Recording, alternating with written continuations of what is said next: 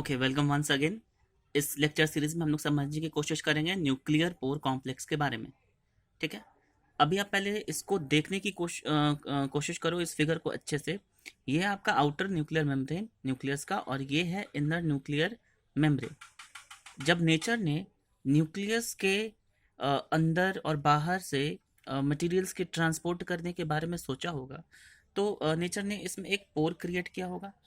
अब वो पोर क्रिएट किया होगा ठीक उसी तरीके से जिस तरीके से आप घर बनाने के बाद स्पेस छोड़ते हो दरवाजे और खिड़कियों के लिए।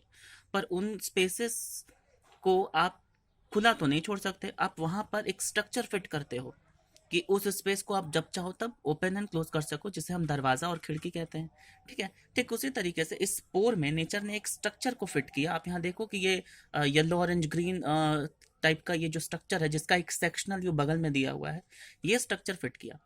तो ये जो पोर हुआ न्यूक्लियस का, और ये जो स्ट्रक्चर हुआ जिस जो आपको रिंग जैसा नजर आ रहा है, रिंग को एन्यूली कहा जाता है। ठीक है। तो ये जो एन्यूलर स्ट्रक्चर आपको नजर आ रहा है अलोंग विद द पोर, इसे इकट्ठे हम क्या कहेंगे? Nuclear pore complex.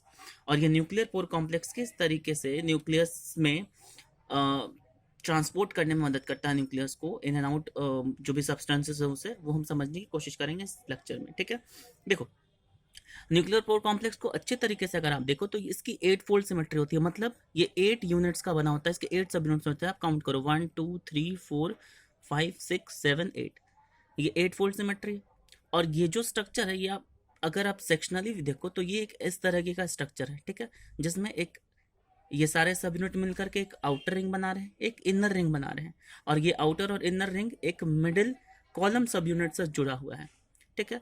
तो ये टोटल 8 जो सब यूनिट्स हैं, ये 8 सब यूनिट्स आपस में जुड़ करके एक रिंग का स्ट्रक्चर का फॉर्मेशन करते हैं। अब ये जो स्ट्रक्चर है, ये किस तरीके से न्यूक्लियस में अटैच्ड होता है, ये देखो। ये आपको बो टाइप शेप का स्ट्रक्चर नजर आ रहा होगा, ये वाला, ये पोर्शन जो आपको बोटाई शेप का नजर आ रहा है, ये आप देखो कितनी खूबसूरती से ऐसा लग रहा है जैसे स्क्रू है ये, और इसे फिट किया गया है। ये आपका दीवार है और ये दरवाजा ऐसा लग रहा है आपको, और ये स्क्रू से इसे फिट किया गया है न्यूक्लियर इन्वेलप के साथ। ठीक है। इस स्ट्रक्चर को आप क्या कहोगे? लैमिनल सब यूनिट। तो लैमिनल सब यूनिट क्या करता है? ये न्यूक्लियर इन्वेलप से इस रिंग स्ट्रक्चर को, ये न्यूक्लियर पोर कॉम्प्लेक्स को जोड़ने में मदद करता है। ठीक है। और ये आपका nuclear pore complex 8 fold symmetry यानी 8 सब यूनिट्स का बना होता है। अब इसके ये स्ट्रक्चर आउटर साइड में जो होगा, ये क्या कहलाएगा? आउटर एन्युलर सब यूनिट। ये कहलाएगा इनर एन्युलर सब यूनिट। और ये आपका जो बीच का पोर्शन है कनेक्ट करना है, ये क्या कहलाएगा? कॉलम सब यूनिट। अब कॉलम सब यूनिट के थ्रू ये स्ट्रक्चर कनेक्टेड है किससे? एनवेलप से। और इस तरीके से ये कनेक्टेड है किससे? ल्यूमिनल सब यूनिट के थ्रू। ठीक है। साथ ही साथ ये जो न्यूक्लियर पोर कॉम्प्लेक्स है, ये इंटरनल बास्केट का फॉर्मेशन करता है। ये इंटरनल बास्केट का फॉर्मेशन कैसे करता है? ये जो इंटरनल आपके जो एन्युली हैं, इससे अराइज करते हैं स्पाइक्स, और ये सारे स्पाइक्स जाकर के क्या करते हैं? कंबाइन करते हैं, और कंबाइन करके क्या बनाते हैं? एक रिंग स्ट्रक्चर बनाते हैं। ये न्यूक्लियर फिब्रिल जो है, ये सारे न्यूक्लियर फिब्रिल्स हैं, और ये जाकर के अल्टीमेटली एक रिंग का निर्माण करते हैं, और तब कंप्लीटली ये आपका न्यूक्लियर पोर कॉम्प्लेक्स का फॉर्मेशन होता है। ठीक है। ये nuclear pore complex similarly behave करता है जिस तरीके से एक दरवाजा का यूज होता है, एक entry and exit control pathway का इस्तेमाल किया जाता है, न्यूक्लियस इसका इस्तेमाल इसी तरीके से करता है इंपोर्ट एंड एक्सपोर्ट करने में। ठीक है। अब देखो ध्यान से, जैसे फॉर एग्जांपल कोई भी पर्सन को एक कंट्री से दूसरे कंट्री जाना है। ठीक है। तो उसे क्या करना होगा? उसे पासपोर्ट दिखाना होगा। ठीक है। जो भी अथॉरिटी है जो उन्हें ट्रांसपोर्ट करने में मदद करेगा, जैसे फ्लाइट के थ्रू आप एक कंट्री से दूसरे कंट्री जा रहे हो, तो आपको पासपोर्ट शो करना पड़ेगा। ठीक उसी तरीके से जिस भी सब्सटेंस को एंट्री चाहिए न्यूक्लियस के अंदर, या जिस भी सब्सटेंस को न्यूक्लियस से बाहर जाना है, उसे इस पॉइंट पर न्यूक्लियर पोर कॉम्प्लेक्स के पास क्या दिखाना होगा? एक सिग्नल दिखाना होगा। ठीक है। यहाँ तो पासपोर्ट नहीं होगा, ये तो सिग्नल दिखाएंगे। और सिग्नल कैसे दिखाएंगे?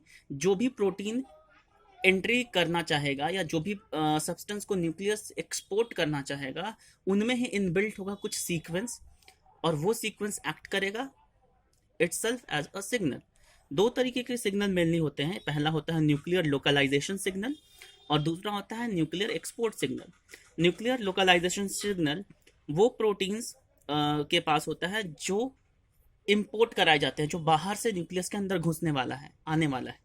और न्यूक्लियर एक्सपोर्ट सिग्नल वो सब्सटेंसेस देते हैं, जैसे कि एमआरएनए आपके हो गए, उन्हें न्यूक्लियस से बाहर निकलना है, एक्सपोर्ट हो रहा है उनका, तो वो न्यूक्लियर एक्सपोर्ट सिग्नल शो करेंगे, और उसके बाद उनकी movement in and out possible हो पाएगी। बट यहाँ प्रॉब्लम ये है कि आपने पासपोर्ट तो दिखा दिया एयरपोर्ट पे, पर आपको सिर्फ पासपोर्ट दिखाने से तो नहीं चलेगा ना। पासपोर्ट दिखाने के बाद आपको एक व्हीकल की भी जरूरत पड़ेगी जो आपको एक कंट्री से दूसरे कंट्री में पहुंचा दे। ठीक उसी तरीके से यहाँ पर तो ये चेक पॉइंट है, ये तो चेक कर रहा है एंट्री को कि एंट्री देनी है या नहीं देनी है, पर जो भी सब्सटेंस एक्सपोर्ट या इंपोर्ट होंगे वो कुछ व्हीकल की मदद से होंगे, जिसे हम ट्रांसपोर्ट प्रोटीन्स कहते हैं। अब वैसे ट्रांसपोर्ट प्रोटीन्स जो कि एक्सपोर्ट करने में मदद करेंगे उसे हम क्या कहेंगे, एक्सपोर्टिन्स। और वैसे ट्रांसपोर्ट प्रोटीन्स जो कि सब्सटेंसेस को इंपोर्ट कराने में मदद करेंगे, मतलब बाहर से न्यूक्लियस के अंदर लाने में मदद करेंगे, उसे हम क्या कहेंगे, इम्पोर्टिन्स।